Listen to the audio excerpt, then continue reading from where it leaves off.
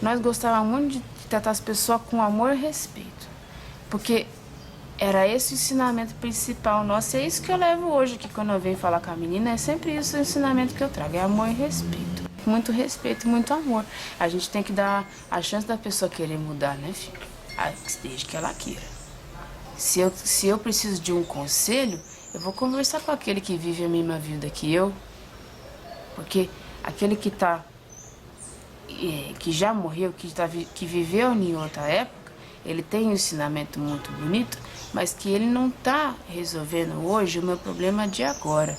O meu problema de agora é com as pessoas que vivem com eu agora. Então nós conversávamos muito com nós. A vida, ela tem o seu curso natural, que se você para observar ela, você vai vendo o efeito da natureza sobre o corpo, vai entendendo o efeito da comida sobre o corpo, da água, das coisas. Você entende como é que o corpo está chegando naquele ponto. Você entende a doença chegando no corpo. Claro que sim. Como a gente faz para perder o medo da morte de quem amamos?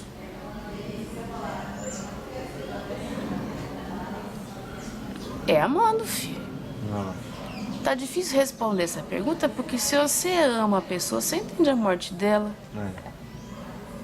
É uma cultura do apego, filho. Você sabe explicar saudade melhor que explicar amor. Sim. Quando tá cansado de tentar e não conseguir, fala, vamos viver tua vida, a pessoa vai. Eu gosto muito de trabalhar o amor dentro das pessoas. O amor agregador, o amor que acolhe, que junta, sabe, filho? Então, quando eu tô chegando aqui, eu já observo quem é que tá por perto, quem é que eu vou poder conversar, quem é que vai passar em atendimento, às vezes, né, filho? Quando a dor sai, quando tira o espinho do pé, o alívio traz lágrima pros olhos. Quando a dor sai, quando se tira o espinho do pé, o alívio traz lágrimas aos olhos. É, filho. Uau! E é verdade isso mesmo, né? Vai tentando, aos pouquinhos, vai tentando dar os passos diferentes que vão te levando para momentos de maior felicidade. Isso é o que eu recomendo para as pessoas, filho. Então examina a tua vida, examina o que tá ruim, examina o que dá para mudar e dá um passinho diferente. Valoriza a tua conquista, entende que ela veio de um esforço e a partir daí continua se esforçando, porque você sabe que vem coisa boa do esforço. O que delimita espaço lá no astral é o respeito. Porque se eu não quero me aproximar do ser, tá aqui feita uma parede já. Que não adianta querer jogar no meio de um monte de tubarão e começar a ensinar eles a comer alface, filho. Se os tubarão vai comer carne, eu vou ficar tentando insistir com a de quê? É melhor sair do meio dos tubarão e ir lá pro meio das capivaras. Olha. Vai ficar batendo cabeça com gente que não merece tua saliva, filho. Toda vez que você estaciona num estágio, você vira um exemplo de gente que estacionou. E é por isso que muitas das pessoas que criticam os povos espiritualistas, e às vezes com razão, que a pessoa desenvolve mediunidade, a pessoa vira vegetariana, a pessoa começa a fazer meditação, um monte de coisa, mas ela não consegue conviver com gente que é racista, por exemplo. Vamos dar esse exemplo. Exclui do convívio todos os racistas. Os racistas tá certo? Claro que não. Mas você vai se mostrar ódio por um grupo, vai mostrar ódio por uma forma de pensamento, sendo que você está querendo dizer que você é uma pessoa que ama e que espalha a luz pelo mundo. Aí a pessoa que é racista, que está pensando se deveria deixar de ser racista ou não, vai olhar para esse grupo que manifesta ódio para ela e vai ficar lá mesmo.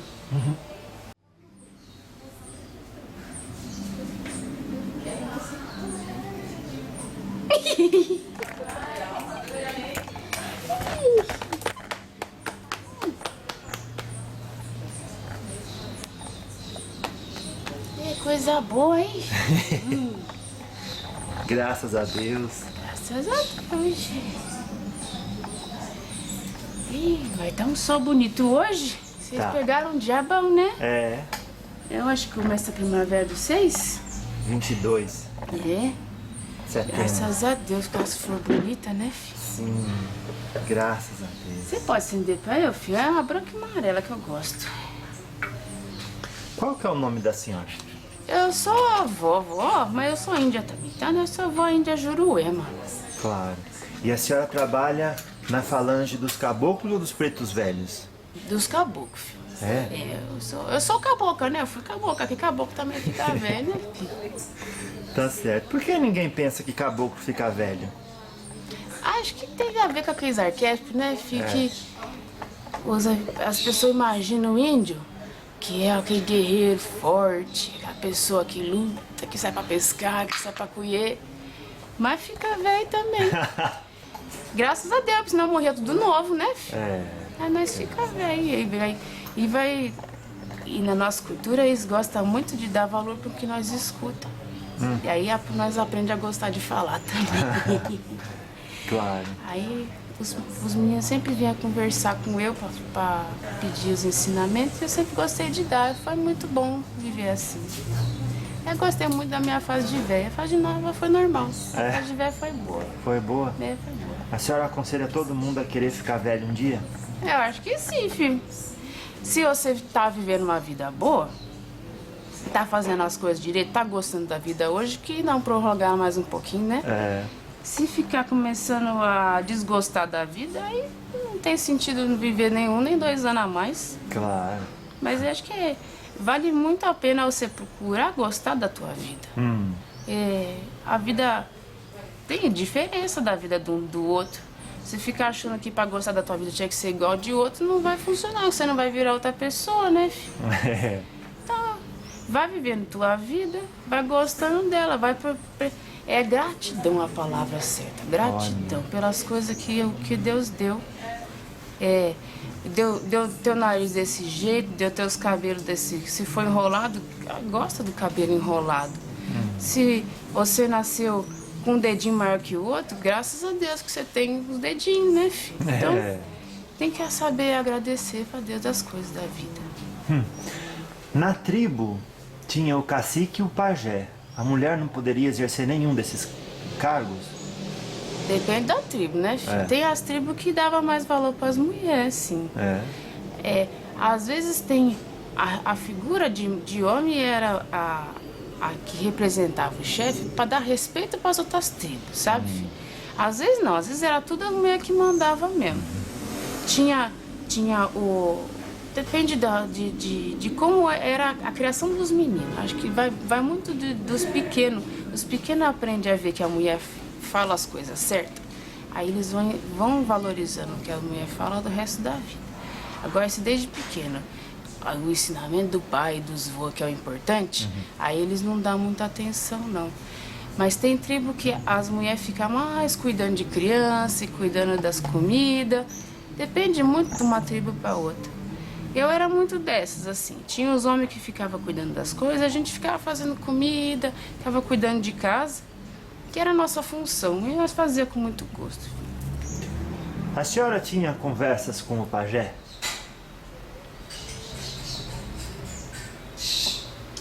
Ele conversava com tudo, nós. Nós não tinha aqueles momentos de reunião de nós, sabe, filho? O pajé sentava, nós sentávamos em volta. E como eu era um pouco mais velha, às vezes tinha um pouquinho mais de voz para falar na frente dos filhos. Mas não... ele era ouvido para todo mundo. Não tinha muito seleção de quem podia conversar com ele, não. Ele era bastante aberto para nós. Claro. Era uma tribo... Era muito comunidade, sabe, filho?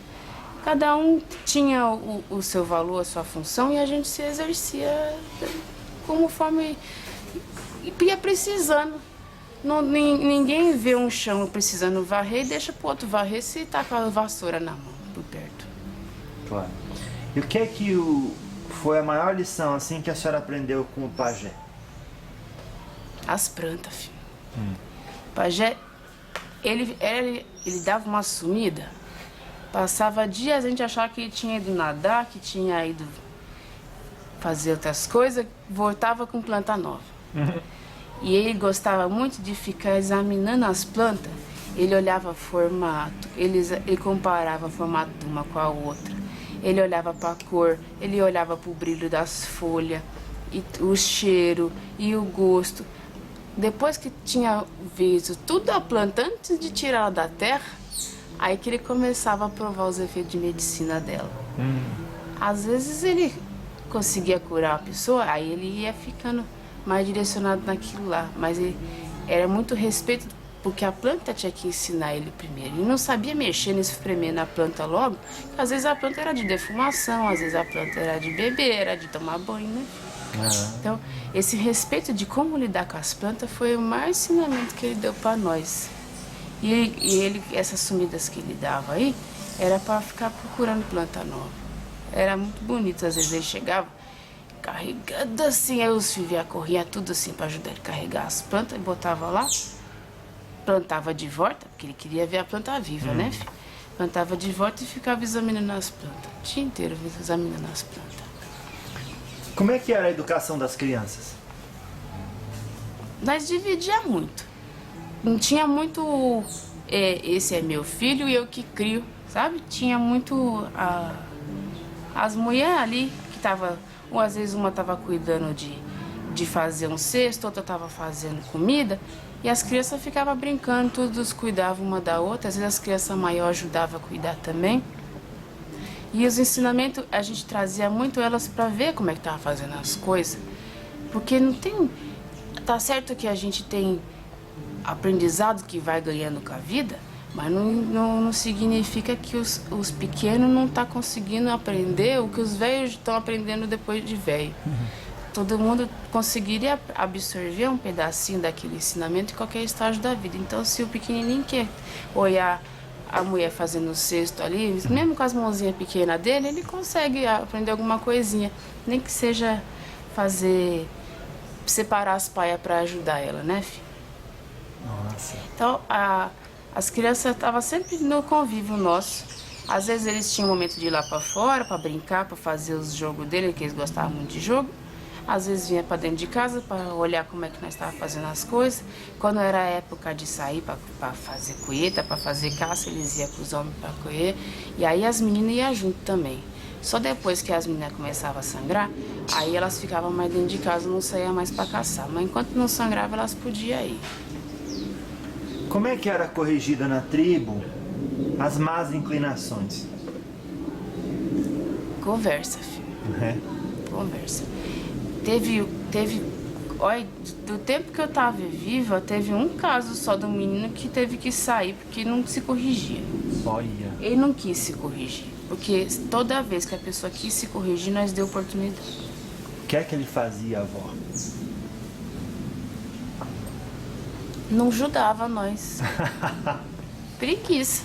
Preguiça é feio, né, filho? Preguiça é feio demais. Ele não ajudava, não. Porque ele tinha medo dos bichos, não queria caçar. Aí oferecemos ele para ficar, então, ajudando as mulheres. Ele não queria ficar com as mulheres porque ele achava que não tinha que se misturar. Então não tinha respeito pela função dos homens nem das mulheres. Então ele ficava só aproveitando das caças, das roupas, das comidas. E não ajudava nós, ficava lá brincando com as crianças. Até ajudava um pouquinho a cuidar das crianças, que vigiava para não fazer arte, né, filho? Mas a gente ficava puxando ele, tentando ajudar ele a criar coragem de sair e fazer as coisas que os homens faziam. Ou de entender que a gente não estava fazendo nada que desrespeitava a pessoa só por ser mulher que estava fazendo as coisas, não ia desrespeitar ele de fazer junto com nós. Mas não quis, não. Então ele foi procurar outro lugar. Não sei onde ele foi, não. A gente sabe que os índios matavam os animais. Hoje se mata os animais. Qual era a diferença e qual é a diferença hoje? Eu acho que... Com que jeito que vocês matavam? Com que jeito a senhora vê a gente matando hoje? Tem duas diferenças, né, filho? Primeiro que nós não escolhíamos só um tipo de bicho para matar. A gente comia o bicho que fosse que aparecer, que nós precisava. A gente, no nosso entendimento, nós precisava comer carne, né, filho? Hoje em dia tem tantos estudos que mostrando outras alternativas que não é você não pode falar que a pessoa precisa comer carne. Ela come se ela se sentir bem comendo. Mas nós achávamos que precisava naquela época.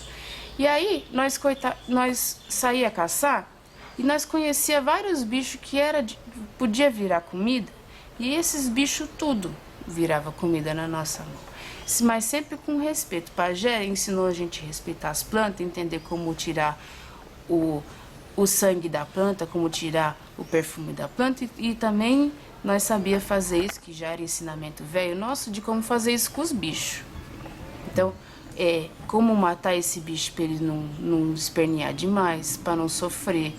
Como aproveitar todas as partes do bicho que dá para comer. Às vezes tem parte que não dá. Aí nós devolver para a natureza com todo o respeito. Mas tinha que cada bicho que ia virar alimento para nós, para integrar nosso corpo, para dar nós o vigor que nós precisava para continuar vivendo, todos eles eram respeitados no seu momento de vida, não matar filhote, não matar os bichos que tá sofrendo, né, filho? O bicho que pode virar comida. E aí nós não tem essa seleção, não. Hoje em dia, vocês só parece que gostam só de comer 3 tipos de bicho, né, filho? Coitadinho dos porcos, das vacas, das galinhas. Ô, vó, como é que era quando vocês aprisionavam alguém de uma outra tribo? O que vocês faziam com ele?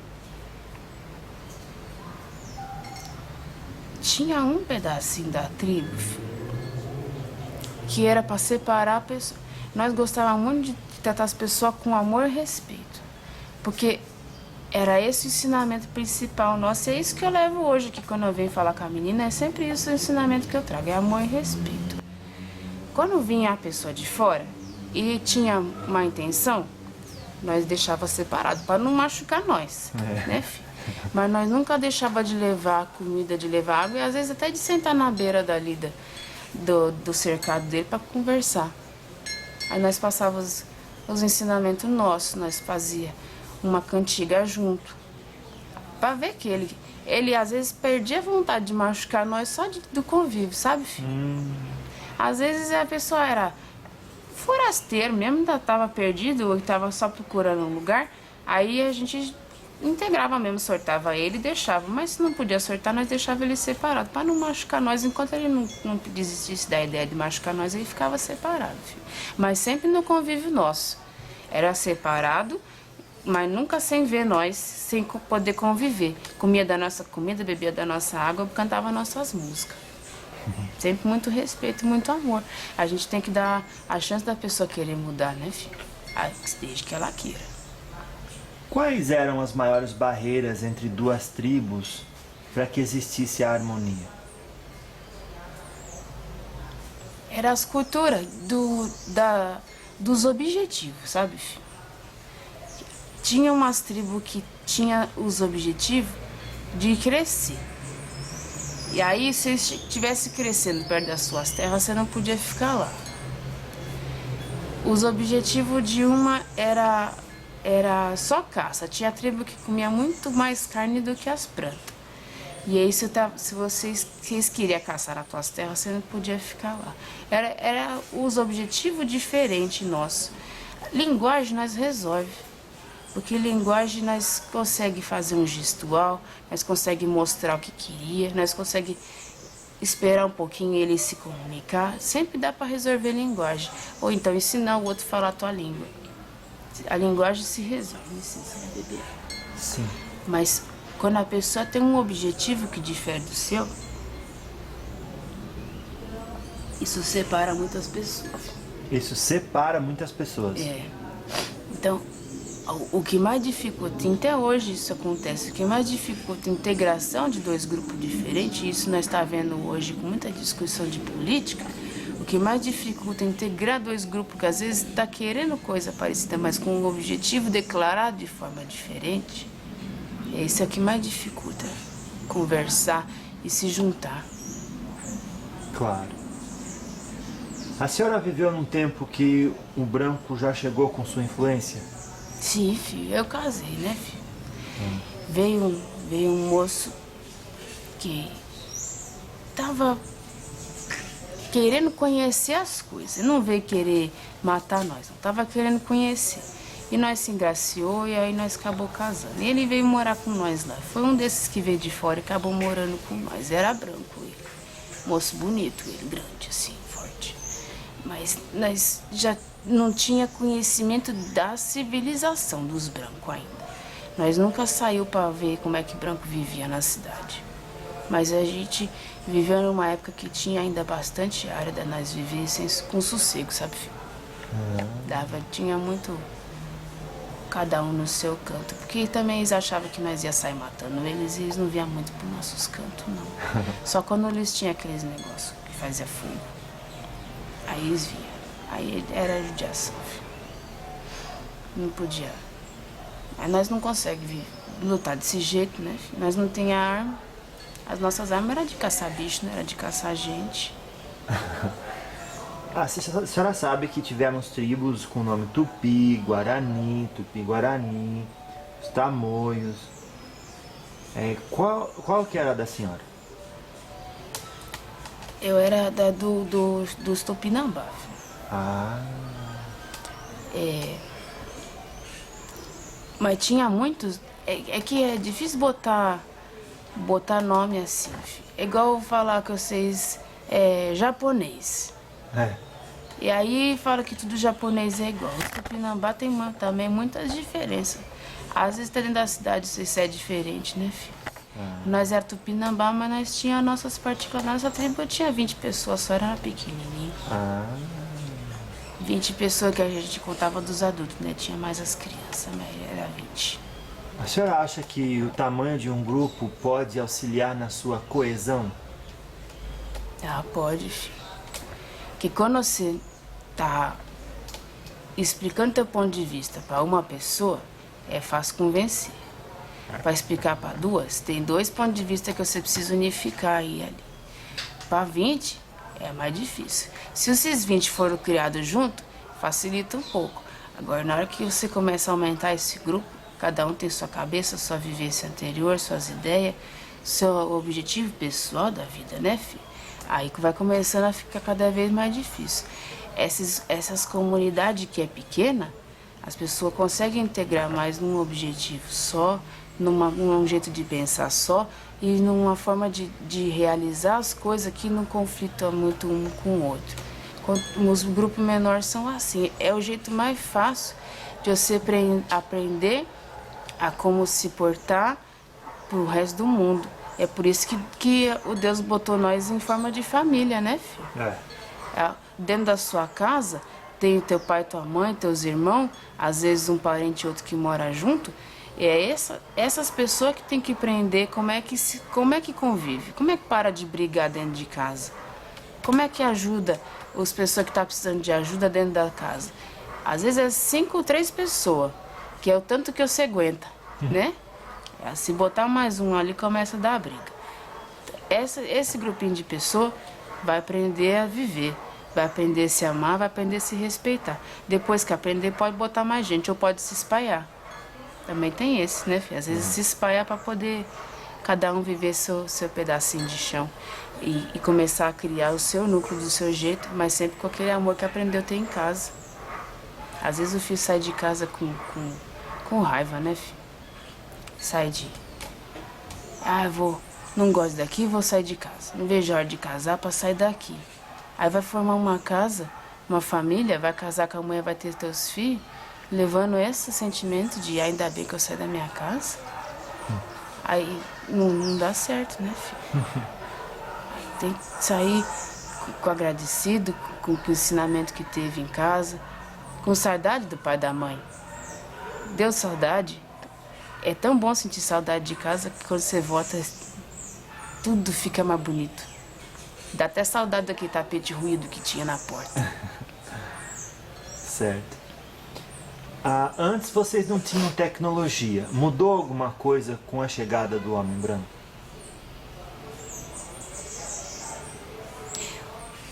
Esse moço que veio casar com eu, ele tinha...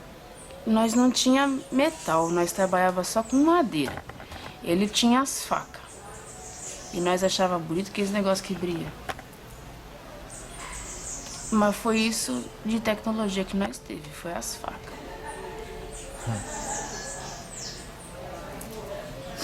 E contava das coisas que boiava na água que eles vinham. Contava da cidade, do lado de lá do mundo que eles vinham.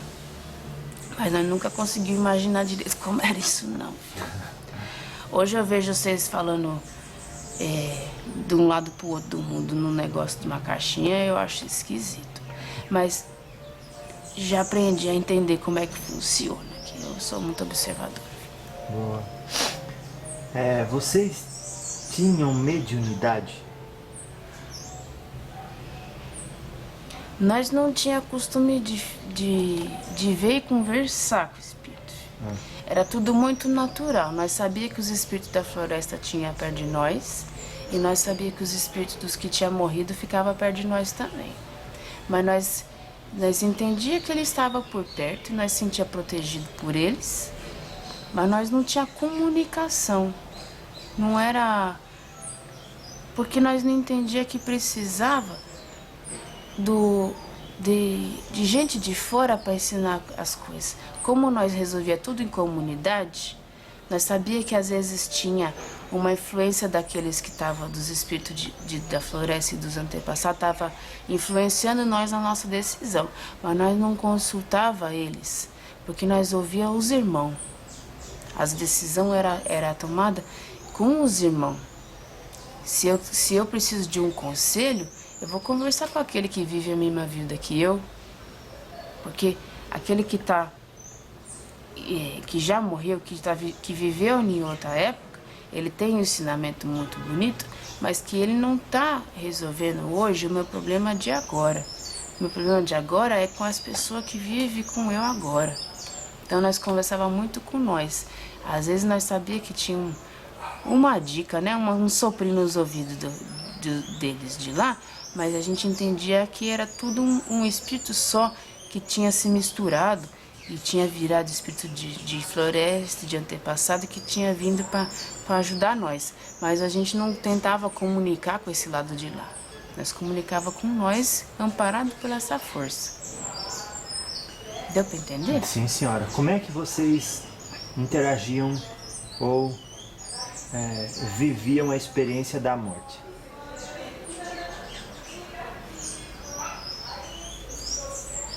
Como nós sempre tratou a vida com respeito, a gente entendia o fim dela. Às vezes, como que eu vou explicar assim? A vida, ela tem o seu curso natural, que se você para observar ela, você vai vendo o efeito da natureza sobre o corpo, vai entendendo o efeito da comida sobre o corpo, da água, das coisas. Você entende como é que o corpo está chegando naquele ponto. Você entende a doença chegando no corpo. Você entende a velhice chegando. Você entende o ferimento se ampliando e virando uma coisa mais grave. Quando você entende o corpo funcionando, o corpo da planta, o corpo do bicho, o corpo do ser humano, você entende bem como que é que ele acaba. Então nós via a pessoa morrendo e acabando o corpo dela, e nós dava o fim que nós dava para qualquer coisa que tinha morrido. Era devolver para a natureza o corpo para voltar a virar planta, para voltar a virar bicho depois.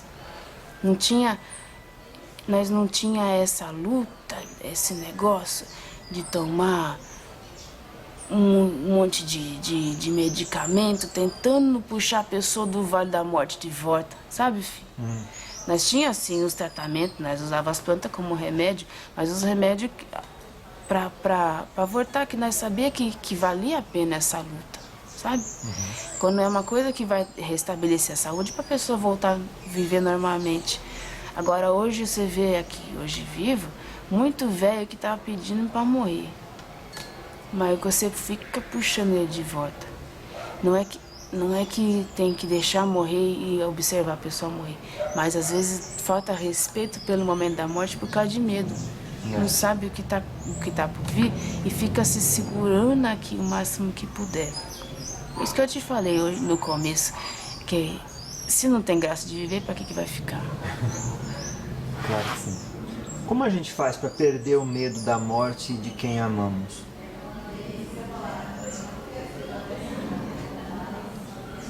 É amando, filho. Não. Tá difícil responder essa pergunta, porque se você ama a pessoa, você entende a morte dela. É. Das pessoas que nós tem apego é mais difícil. Porque nós não queremos se livrar da sensação de ter aquela pessoa por perto do pedaço. A gente não quer se livrar da sensação de ter aquela pessoa por perto. Isso. Você tá... Desapegar, né? Você acostuma com a tua vida, com a presença daquele. Então, você acha que tem dependência financeira, dependência emocional, dependência de amizade. E não é, esse não é amor de verdade. Aquele amor que integra a pessoa na tua vida, do jeito dela, do jeito que ela é, com o caminho da vida dela, andando junto com o seu naquele momento da tua vida, sabe, filho? É uma posse, é um apego, um medo de perder. Se você ama, a morte dela é a passagem dela voltando para a terra, voltando para o céu.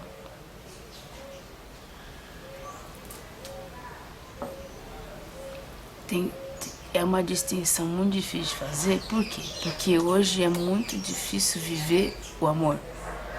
Então, tem que ficar explicando amor para vocês com palavra que não significa amor. É complicado. Vocês têm palavra para saudade, mas não tem palavra para amor. Sim. Vocês é uma cultura do apego. Você sabe explicar saudade melhor que explicar amor. Sim. Então, como é que foi a hora da sua morte? Eu tava já ficando meio fraca, filho. Que de tanto ficar cocorado fazendo cesta, minhas pernas já numa época não funcionavam mais muito bem. Então tinha que ficar muito tempo sentada. E de ficar o corpo sem se mexer, ele começa a parar o funcionamento, sabe, filho? O intestino vai parando, aí você começa a não sentir mais muita fome. Aí como você não come, não tem os nutrientes, aí o corpo vai murchando, filho. Eu fui entendendo que estava chegando a minha vez e como eu não tinha mais como sair daquilo, eu fui aceitando o meu caminho. Então eu fui ficando mais, parei de pedir para levar eu lá para fora, que às vezes eu pedia para ajuda para andar, parei de ficar indo lá para fora. Deu um pouquinho de tristeza, sabe, filho? Porque eu não queria ver meu corpo murchando daquele jeito. Eu tentei andar de volta, fiz uns esforços, não consegui. Deu um pouco de frustração, que eu queria voltar. Eu me sujava muito dos intestinos que não funcionavam, dava uma tristeza, assim. Mas eu comecei a pedir um pouco para passar logo aquele negócio. Eu cheguei num ponto de desgosto da minha vida, assim, cheguei, assim. Aí eu não quis mais ficar. Aí quando me levaram, eu fui. Aí eu percebi que eu tava lá ainda. Mas aí já começa a recuperar o funcionamento normal do corpo, né? Do corpo de lá. Graças a Deus. Graças a Deus. Então, como é que é morrer? Dói?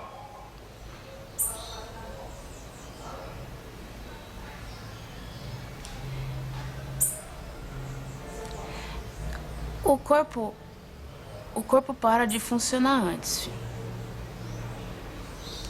filho. Tem umas dor que passa rápido. Porque enquanto o corpo tá estragando de falta de oxigênio de sangue, que parou de circular o coração, parou de respirar, dá umas dor porque o sistema nervoso está funcionando ainda. Então começa a dar aquela... como se fosse uma cãibra muito forte, sabe? Sim. Mas você já não respira, o coração não bate mais. Mas Deus é tão bom que Ele não te faz sentir essa dor por muito tempo. É só para você dar aquele estalo de que não é mais para ficar lá. Aí, quando você começa a sentir essas dores, o teu espírito quer sair. Acontece isso mesmo hoje, né, filho? Quando você está com uma dor muito grande, você não quer dormir?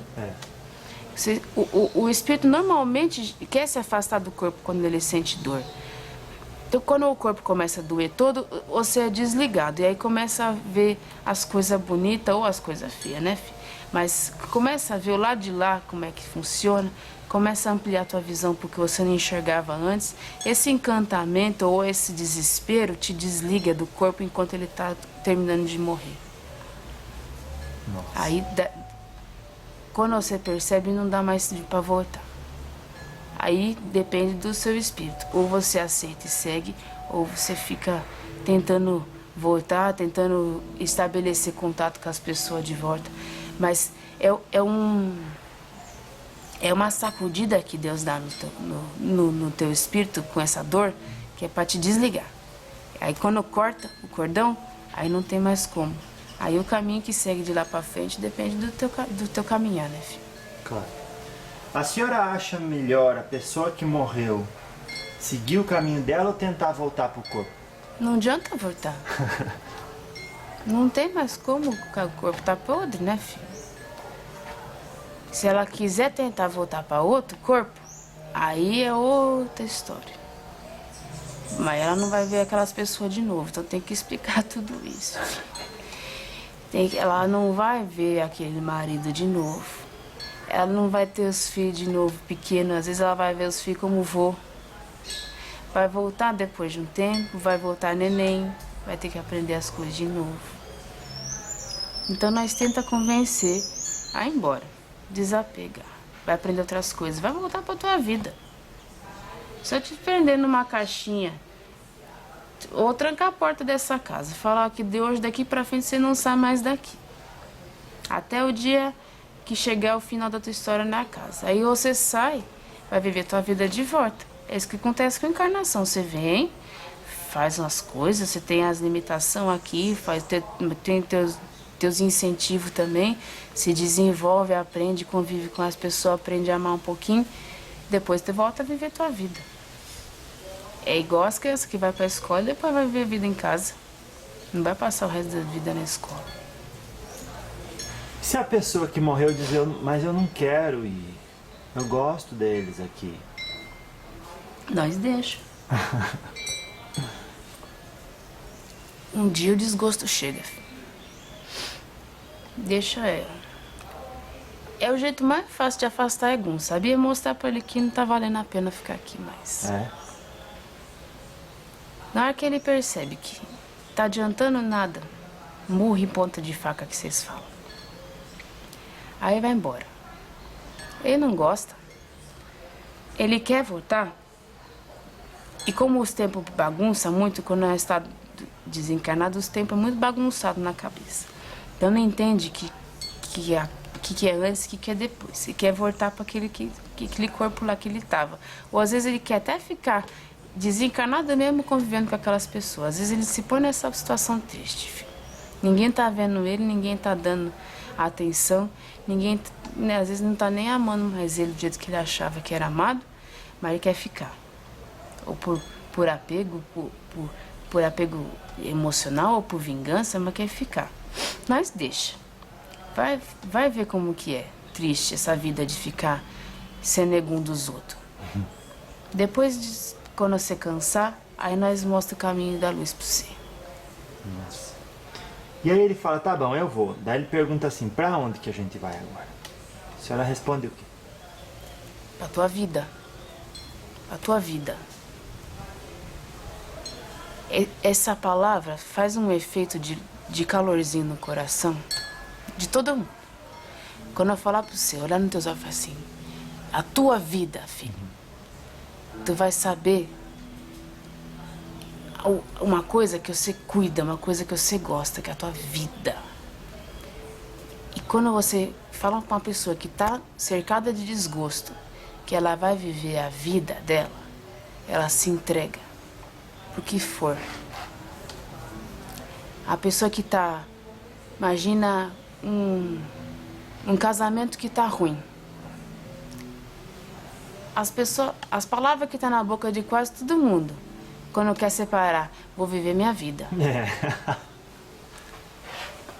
Aí a pessoa começa a gostar da vida dela. Um pouquinho da gratidão pelas coisinhas que ela tem, aparece nesse momento, quando você fala a tua vida. Essa palavra é muito forte.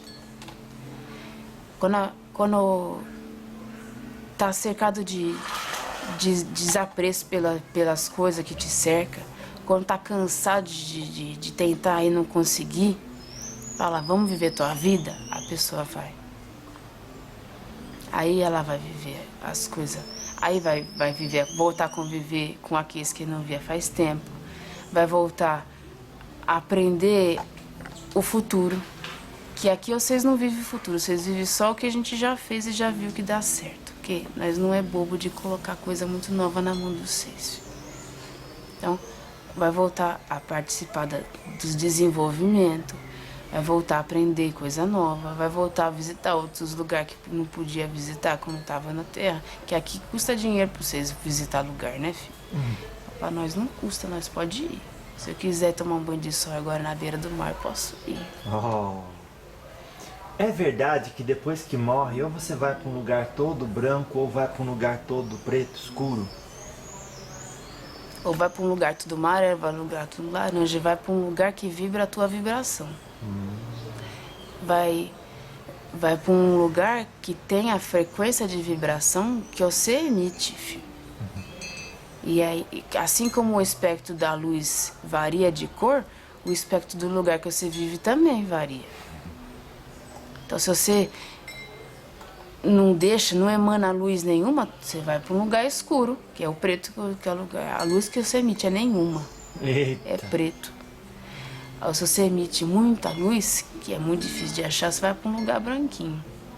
Geralmente vocês conseguem ir para um lugar azul e verde, já tá bom. Graças a Deus. Já tá bom. É verdade que a vida no mundo espiritual é muito chata, porque não tem parede, não tem nada onde sentar, onde dormir, onde pegar, não tem casa, não tem edifício. É assim? É assim, mas não é chato por causa disso. Porque se o corpo não cansa, nós descansa, às vezes fazendo uma coisa diferente. Você não precisa deitar para dormir. E se não deitar para dormir, para que ter cama? É. Hoje vocês têm as pessoas que já estão começando a viver assim. Senta na casa da pessoa, não tem nem sofá para sentar. Ela acha que não precisa. Às vezes as costas doem, mas ela fala que não precisa. Mas as nossas costas não dói se passar o dia de pé. Então, pra que eu careço de sentar? Então não tem todas essas coisas, não. Existem formas de representar essas coisas que nós usamos. Então nós temos... às vezes, um estágio um pouquinho menor de desenvolvimento precisa de um tipo de alimento, nós temos um lugar de preparo. Mas é um espaço de manipular as energias do universo para transformar aquilo em alimento que vai servir para alimentar o corpo. O corpo um pouco mais etéreo do que o corpo físico dessas carnes que vocês têm. Nós temos uma forma de manipular energia para transformar aquilo em remédio para curar alguma pessoa que está precisando de cura física. É sempre espaços determinados, formas de fazer que não são uma cadeira, uma cama, uma parede, sabe, filho? As paredes hoje aqui servem para quê? Para delimitar espaço. O que delimita espaço lá no astral é o respeito. Porque se eu não quero me aproximar do ser, tá aqui feita uma parede já. Não precisa bloquear a tua visão sobre mim para você não se aproximar de eu, porque eu coloquei aqui uma parede de respeito entre nós dois, sabe? Sim. Não precisa. As colônias Só deixa eu só completar, filho. Isso eu tô falando dos planos um pouco mais elevados. Porque as pessoas que vibram muito aqui, esses espíritos que queria voltar, que queria ficar, que acabou de sair daqui, aí eles replicam, faz uma cópia. Olha. Aí lá tem cadeira, tem cama, tem hora de acordar, hora de dormir. Nós pra lá não precisa mais não. Claro. As colônias espirituais, portanto, da literatura de Chico Xavier e André Luiz existem mesmo. Sim, enfim. Claro. São lugares de uma vibração intermediária. É. E aí, por intermediário, você entende todo o espectro desde do ser mais primitivo até chegar perto dos arcanjos de Deus, né, filho? Olha. Então, cada um tem o seu local onde está em co-vibração com seus iguais. Nossa. O que faz uma pessoa desenvolver maior força de luz dentro de si?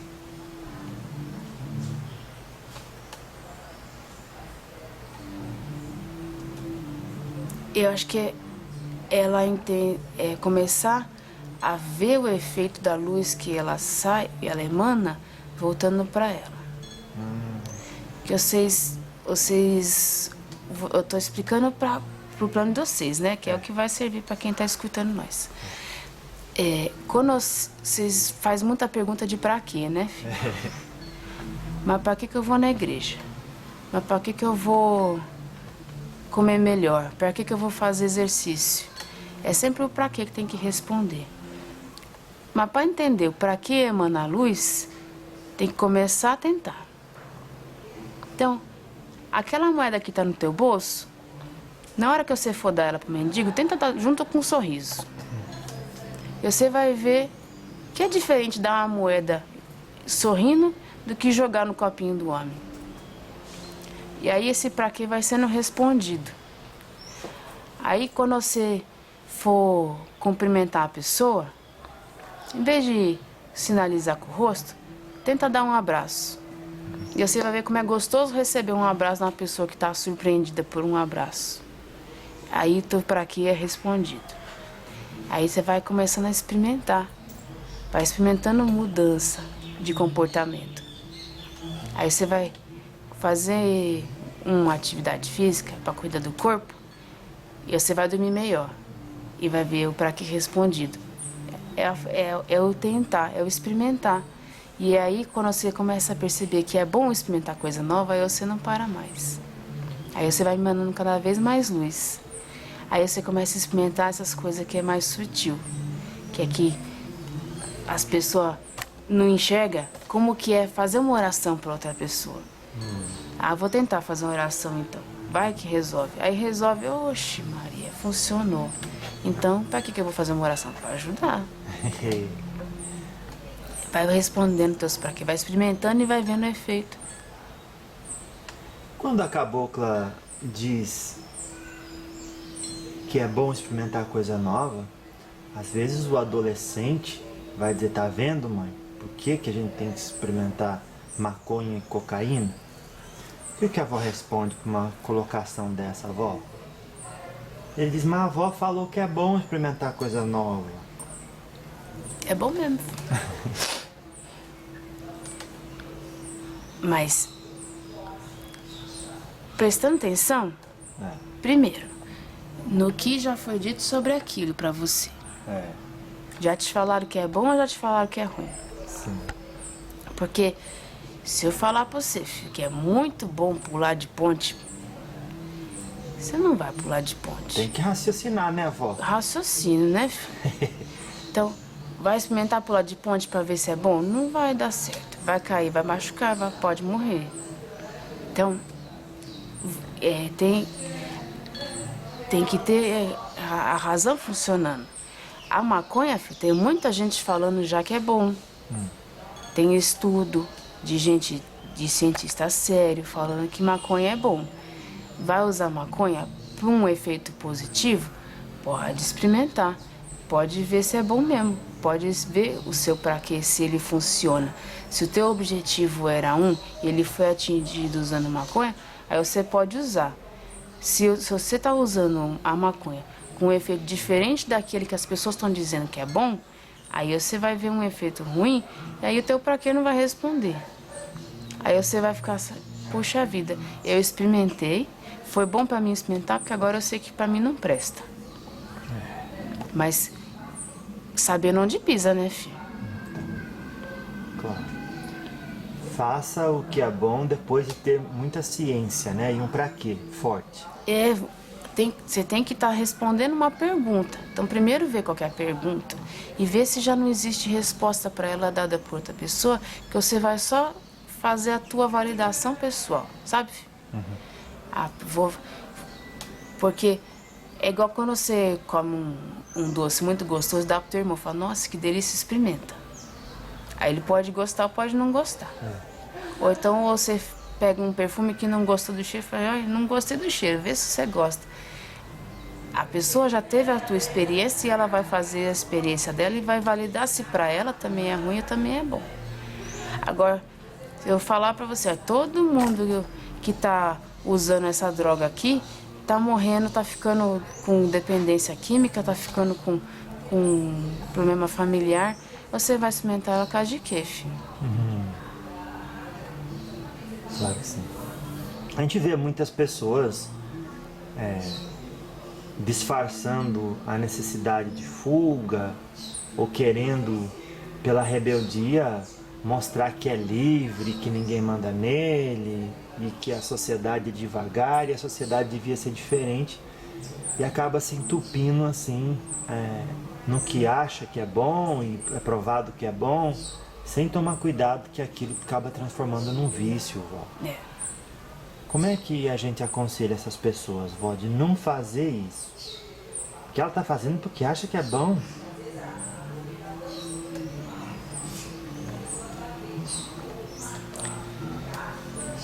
Eu acho que a vida vai acabar se ensinando.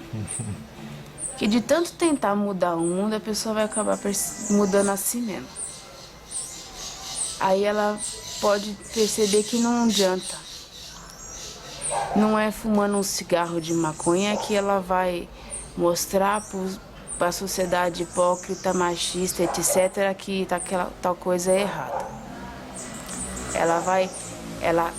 Ela com o uso dessa substância, eu estou falando de álcool também, filho, que isso funciona muito para raciocínio para álcool também.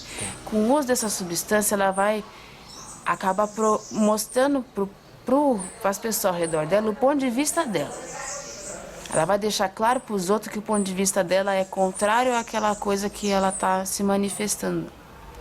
Ela pode usar isso daí e aí pode dizer que é positivo? Até pode. Está prejudicando o corpo dela? Tá, mas não, ela está usando isso como forma de argumentação, de manifestação das vontades dela.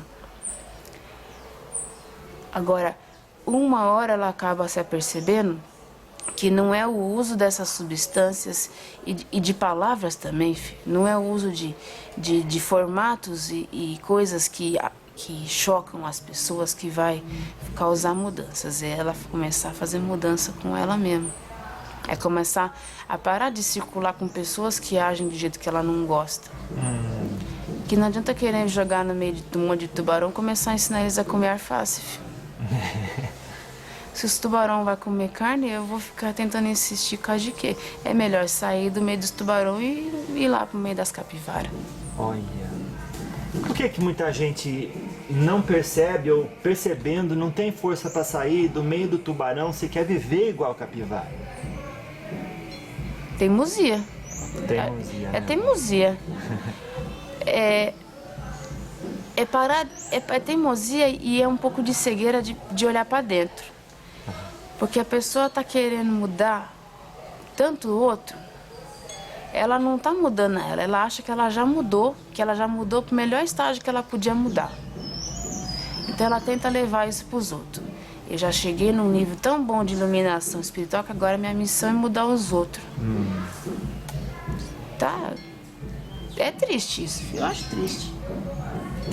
Porque a pessoa até pode estar chegado num estado de iluminação bonito, mas ela se propõe a parar naquele ponto, sabe? Ela acha que daquele ponto ali já tá tão bom que se o resto do mundo ficar igual ela, olha que autoestima, né, filho? Se o resto do mundo ficar igual ela, o mundo vai ser muito melhor. Nossa. Aí ela para, estaciona naquele ponto de evolução, em vez de continuar crescendo e de buscar pessoas que estão com o mesmo objetivo que ela, né, igual nós falamos agora há pouco, pessoas que estão querendo, pensando parecido, que estão fazendo as mesmas formas de viver, começar a crescer mais, ela para e se joga no meio de gente diferente, querendo mudar essas pessoas, que não estão querendo a mesma coisa. E às vezes não é porque que não consegue, não quer. Olha. Vai ficar batendo a cabeça com gente que não merece tua saliva, filho. Um edifício de 100 andares. Vamos chamar esse do edifício da evolução do indivíduo. A pessoa está no terceiro. E ela fica preocupada com quem está no segundo, está gostando de estar no segundo. Ela deixa de aprender as coisas do terceiro, deixa de estudar o quarto e fica lá tentando pescar o de baixo. E não percebe que ela não é perfeita, tem coisa para trabalhar nela, mas fica querendo arrastar o outro para onde ele não quer ir. Que conselho a senhora dá sabendo que essa pessoa ama aquela do segundo andar? Vou dar um exemplo, filho. Sabe quando o esportista consegue bater um recorde? Ele sente muito orgulho daquele esforço que ele conseguiu fazer. E vira exemplo, né? Ele vira exemplo e ele quer mostrar para as pessoas como é bom superar aquela dificuldade que ele superou. Então, usando o teu exemplo do prédio, não vou nem pensar em elevador, vamos pensar que o prédio só sobe de escada. E é umas escadas difíceis e íngreme. Então, aquela pessoa conseguiu subir todo aquele monte de degrau e passou para o outro andar, e ela se sente orgulhosa do bom sentido, né, filha? Ela se sente orgulhosa e vaidosa das coisas que ela conseguiu alcançar. E ela fica tentando, vamos, filho, vai que você consegue, eu te ajudo, eu te dou a mão e você sobe junto comigo. Só que ela não subiu segurando na mão de ninguém, ela subiu com o próprio esforço. Então, é bonito fazer isso? É, porque aquela pessoa de baixo vai ver que existe uma outra chance de subir, de chegar mais perto do quarto e do quinto andar, que se ela fizer um esforço igual aquela outra fez, ela vai conseguir subir. Mas aí você falou, a pessoa esquece que ela também pode subir para o quarto e quinto andar. Ela fica usando o exemplo, você do segundo, vamos lá comigo pro quarto? Vamos lá comigo pro quarto andar? Vamos lá comigo pro quinto andar? Vamos lá pro 100º andar que eu quero ver a vista da cobertura? Mas ela não para de subir degrau. Aí o moço vai olhar lá pra cima, o moço do terceiro andar parado. Ele tá parado, eu vou ficar parado aqui também. Eu não quero subir degrau nenhum, ele não tá subindo. Então, que coisa, a gente acaba virando um espelho de influência negativa sem perceber. Toda vez que você estaciona num estágio, você vira um exemplo de gente que estacionou. E é por isso que muitas das pessoas que criticam os povos espiritualistas, e às vezes com razão, que a pessoa desenvolve mediunidade, a pessoa vira vegetariana, a pessoa começa a fazer meditação, um monte de coisa, mas ela não consegue conviver com gente que é racista, por exemplo. Vamos dar esse exemplo. Exclui do convívio todos os racistas. Os racistas tá certo? Claro que não. Mas você vai se mostrar ódio por um grupo, vai mostrar ódio por uma forma de pensamento, sendo que você está querendo dizer que você é uma pessoa que ama e que espalha a luz pelo mundo. Aí a pessoa que é racista e que está pensando se deveria deixar de ser racista ou não, vai olhar para esse grupo que manifesta ódio para ela e vai ficar lá mesmo. Nossa, que situação, meu Deus. E a gente às vezes nem percebe, né, Cabocla? Não, filho. Sozinho é muito difícil, filho. É bom ter sempre um grupo de convivência. Se for sua família, se for o terreiro que você trabalha, se for a igreja que frequenta, se for a comunidade onde vive, é sempre bom ter um espelho para você se olhar de vez em quando, filho. um puxa o outro para cima. Claro que sim. Então, a gente está chegando perto dos minutos finais. Quando a senhora vem à Terra, qual é a sua maior intenção, a sua maior meta? O que a senhora quer alcançar? Quando eu chego aqui, filho, primeiro que eu quero trazer um calorzinho pro coração dessa filha aqui. Gosto muito dela, quero que ela se sinta bem. É minha principal função, fazer ela se sentir bem. Quando eu for embora, ela vai sair daqui com um sorriso maior do que quando ela chegou. Quando as pessoas vêm conversar comigo, a minha intenção é aquecer um pouquinho o coração delas. Eu trabalho na linha de Oxum, né, filho? Então, eu gosto muito de trabalhar o amor dentro das pessoas.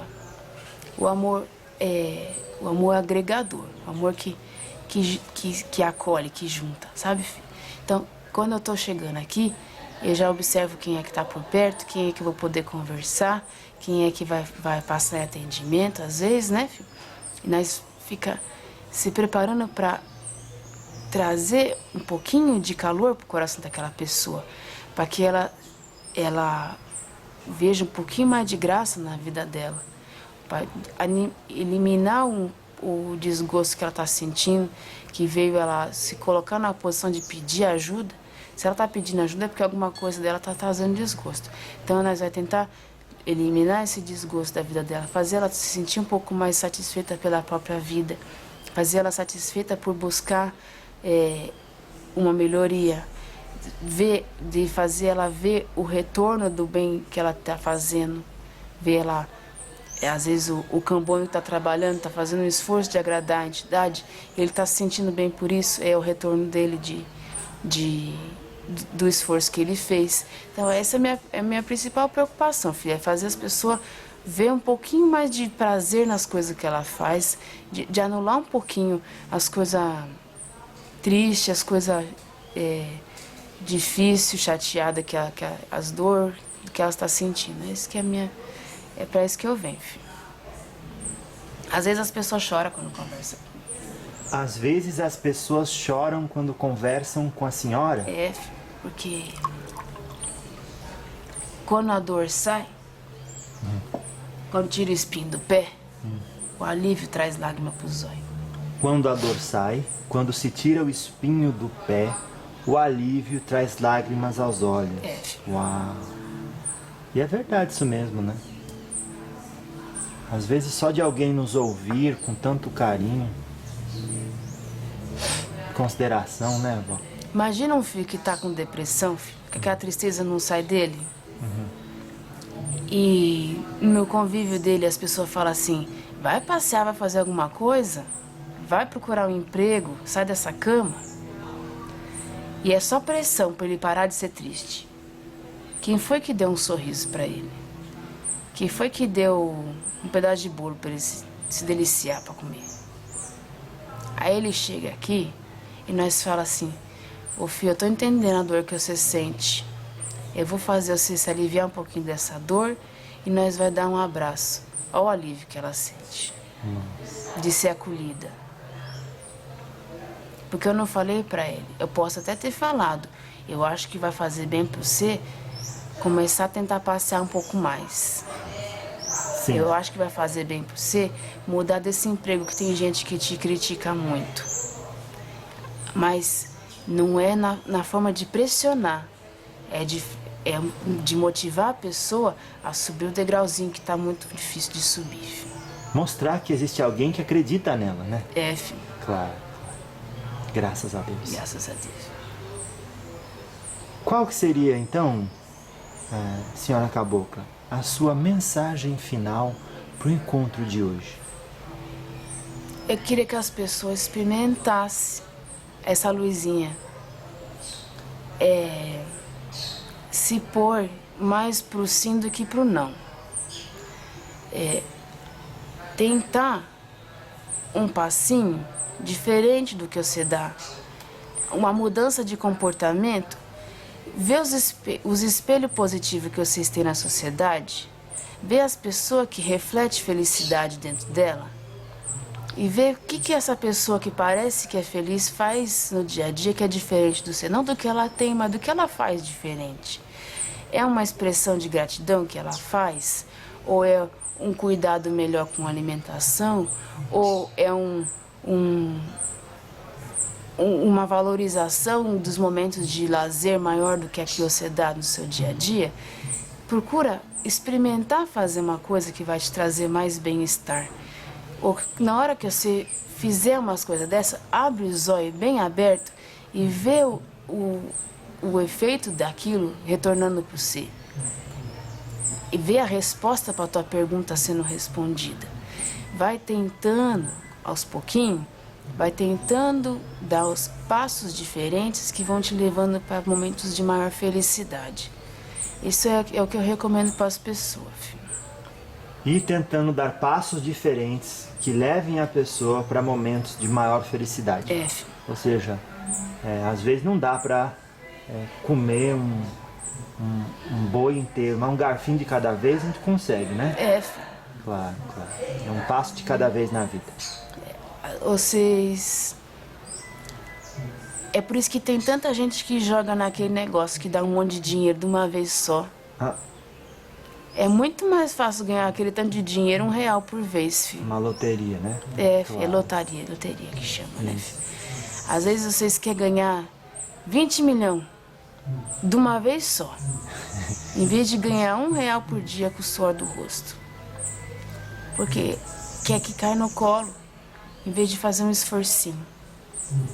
Às vezes esse 1 milhão vai vir não na forma de você ganhar dinheiro, mas na forma de você começar a economizar com besteira. Então examina a tua vida, examina o que tá ruim, examina o que dá para mudar e dá um passinho diferente. Graças a Deus. E às vezes nós encontra 1 milhão numa amizade que de outra forma não chegaria. Filho.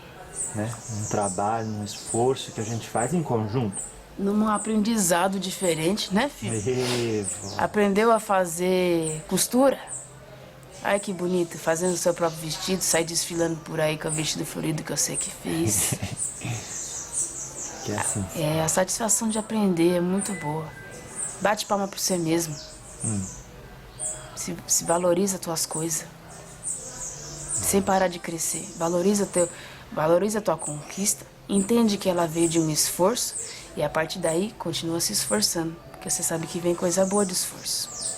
Graças a Deus. Então qual que é o vosso nome mais uma vez? É Cabocla Juruema, filho. Cabocla Juruema. É a vó Índia também, pode chamar vó Índia Juruema. Vó Índia Juruema, graças a Deus. Graças a Deus.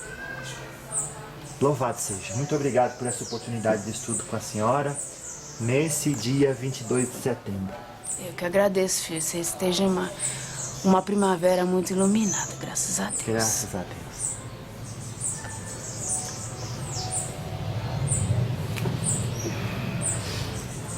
Graças a Deus. Aqui estamos com a mãe pequena, Ana Paola Braga. Isso. Correto? Correto. Como é que a senhora está se sentindo, senhorita, nesse momento? Parece que eu tô sentada numa nuvem agora. Eu fico sorridente, fico querendo ver os passarinhos cantar. Então, ela traz uma paz, uma alegria, assim. E ela bebe muita água. Hoje não bebeu tanto porque ela tava falando muito, mas ela bebe muita água. Então até a água, o bem-estar de ter bebido um monte de água já me ajuda assim no dia a dia. Então é maravilhosa. Eu gosto muito de trabalhar com ela. Por que a Umbanda? Eu acho que a Umbanda traz a aproximação com as entidades que eu não tinha.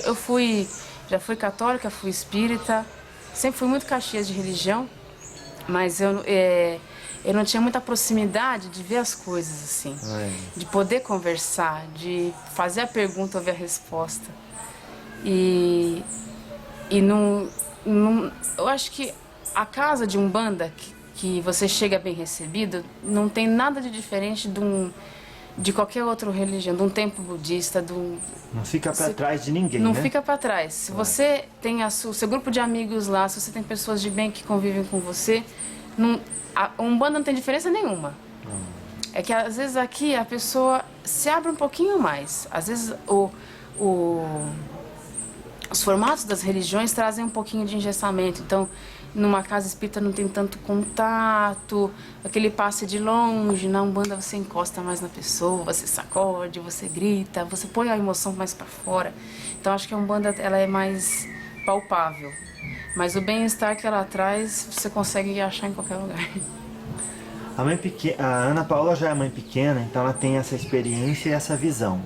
Me responda isso. Às vezes as pessoas me perguntam como eu sei encontrar o terreiro que é pra mim. E às vezes eu respondo assim, se você é uma pessoa de bem, tem disciplina, determinação na sua vida, continua tendo isso, chega no terreiro, lá não existe, você não vai ter sintonia, você vai sair. Mas precisa ir ver e conhecer, né? Às vezes os terreiros ficam... As pessoas que convivem, os irmãos ou até os pais da casa ficam chateados quando o filho sai. Mas não deu tempo de experimentar antes. Então, a gente vê muito entre e sai de gente da casa, sendo que ela não teve ainda a oportunidade de experimentar. E eu tive sorte que essa foi a primeira casa de Umbanda que eu entrei, me senti bem e fiquei. Já fui visitar outra, gostei muito. Também tinha visto vários vídeos daquele médium, queria ver como que ele era por perto, conheci a casa. Não gostei do formato do trabalho, não fui, mas continuei frequentando aqui e acabei ficando, virei meio pequena aqui. Mas eu acho que a pessoa precisa tentar mesmo. Procura saber, conversa com quem vai, frequenta uns dias, senta ali quietinho, como consulente. Quer começar a experimentar trabalhar? Trabalha um pouco, não gostou, sai. Não precisa, ninguém é obrigado a ficar. Às vezes você percebe, trabalhando no terreiro de Umbanda, que você deveria mesmo era ser evangélico, do jeito que você era. E pronto, vai ser feliz. Que no fundo é a pessoa ter firme os seus princípios dentro de si, né? Que quando chega lá, se de lá não é bom, ela não fica. Né? E se é bom, aí sim que ela fica. Eu só critico aquele que tá, mas não tá. Fala. Vai, mas só quando não conseguiu marcar nenhum passeio. Ou frequenta, mas não contribui com o lanche comunitário. Ou não ajuda na manutenção financeira da casa. Puxa a orelha. Tá, mas não tá. Se você tá aqui, vai tentar trabalhar aqui, então entra e fica. Se entrega. Gostou? Trabalhei aqui e me dei muito bem, então fica. Não gostou? Então... Achou outro motivo, qualquer motivo, quero tentar outro agora. Eu gostei, mas quero ver se tem melhor. Então vai tentar. Né? Todos somos livres, né? Graças a Deus. Então, muito obrigado mais uma vez por essa oportunidade de estudo, agora através do seu aparelho mediúnico, tá? Aqui nesse espaço sagrado, viu? Eu que agradeço pela oportunidade de passar uma hora com a cabocla aqui conversando, foi muito bom. Foi bom, né? O médium ganha muito. Nossa, isso, né? é quem mais ganha. Porque não tem uma palavra que foi falada que eu não merecia escutar, que eu não precisava, né? Então. E às vezes, durante a gira, o guia passa atendendo o outro, né? A necessidade do outro, e às vezes a gente não acaba sabendo tanto do nosso guia, assim, quanto tem a oportunidade num diálogo desse, né? Muita coisa que eu não fazia ideia, que ela era tupinambá, várias coisas que ela acabou contando aqui, que agora eu vou escrever para não esquecer. E vai ter o diálogo também, né? Graças a Deus. Muito obrigado, viu, querido? Eu que agradeço. Tchau, tchau. O que delimita espaço lá no astral é o respeito. Porque se eu não quero me aproximar do ser, tá aqui feita uma parede já. Que não adianta querer jogar no meio de um monte de tubarão e começar a ensinar eles a comer alface, filho. Se os tubarão vai comer carne, eu vou ficar tentando insistir com a de quê? É melhor sair do meio dos tubarão e ir lá pro meio das capivaras. Olha. Vai ficar batendo cabeça com gente que não merece tua saliva, filho. Toda vez que você estaciona num estágio, você vira um exemplo de gente que estacionou. E é por isso que muitas das pessoas que criticam os povos espiritualistas, e às vezes com razão, que a pessoa desenvolve mediunidade, a pessoa vira vegetariana, a pessoa começa a fazer meditação, um monte de coisa, mas ela não consegue conviver com gente que que é racista, por exemplo. Vamos dar esse exemplo. Exclui do convívio todos os racistas. Os racistas tá certo? Claro que não. Mas você vai se mostrar ódio por um grupo, vai mostrar ódio por uma forma de pensamento, sendo que você está querendo dizer que você é uma pessoa que ama e que espalha a luz pelo mundo. Aí a pessoa que é racista, que está pensando se deveria deixar de ser racista ou não, vai olhar para esse grupo que manifesta ódio para ela e vai ficar lá mesmo.